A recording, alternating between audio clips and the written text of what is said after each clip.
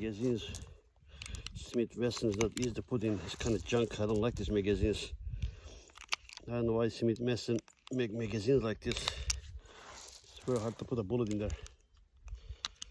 I just don't like buying bullet loaders. I might buy one in the future. I don't know.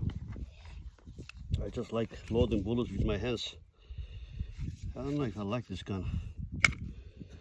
I need to shoot this gun some more.